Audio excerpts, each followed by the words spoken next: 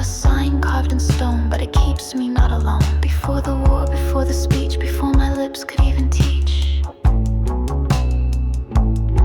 Before the words, before the breath, before the trial or the death, a whisper stirred, not made of air. It bade me not, it warned me there. No mortal ear has heard its tone, no god has claimed it as their own. But when I moved against the grain, it flared within my chest like flame. I did not call, it did not teach, it only stirred before I'd reach. It came when I would go astray, a silent no but not dismay. No prophecy, no sacred rite, no thunderbolt, no dream by night. Just something turning in the air to stay my hand before the dare. I've never known what it commands, it only stills my feet and hands. And when I've tried to speak or plead, it interrupts, not with a need, but with restraint, a tightening thread that says another path instead. And so I pause and often wait, and those who rush mistake it fate. It does not urge me what to do, it only shows what not to pursue. It never speaks of future ends or makes me holy to my friends. It simply blocks the crooked turn and leaves the rest for me to learn. It is not fear and not delight, but just the absence of the right. I followed it when wars began, when politics first called a man. They told me I should lead the state, the voice was still but would not wait. It struck before I stood to speak and turned my voice into a creek. I tried again, and once again the daemon stood between like rain. It saved me from the common game, it spared me from the hunger flame. I saw them lie and cheat and climb while I stood still outside their time. And when they asked me why I left, why I had vanished, why bereft, I said because the God I hear does not allow me to appear. But don't mistake it for a God, it doesn't punish, doesn't prod. It doesn't ask for sacrifice, it simply parts me from the vice. It does not judge, it does not bind, it only sharpens what I find. And when the crowd demands my claim, it turns me silent, not ashamed. When I was young I thought it strange that something inward had such range, but now I see it as the thread by which my soul was always led. It never told me what was best, but only when my will transgressed. And when it flared and when I stopped, I found the evil act had dropped. The daemon never led my way, it simply barred me from delay. And when I stood before the court and faced their sentence calm and short, they asked if I would beg or flee, but still the daemon said to me, no, not in words, not in command, but in the tightening of the land. They say I died because I spoke,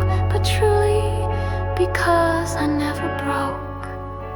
And had I begged and had I lied, that voice within would not have died. It would have haunted all I touched and told me I had asked too much. But now it rests and so do I, and still I hear it when I die. So do not think it God or ghost, it never asks, it never boasts. It is the mirror in the flame, the soul's own measure free of names. It is the silence at the gate where all our better choices wait. And if you hear it, do not speak, but listen close and stay the weak. Let priests declare their omens vast, let seers retell the hero's past. But I will take this hush instead, the daemon breathing in my head. It does not tell me what is true, it only blocks what I must prove. And in that gentle sacred pause I find the source of higher laws. So when you ask me what I trust, not fate, not gold, not judges, just not signs, no dreams, no public voice, but this the absence that gives choice. It speaks no creed, it writes no law, but it alone has kept me raw. And every time I stood alone, it stood with me in undertone.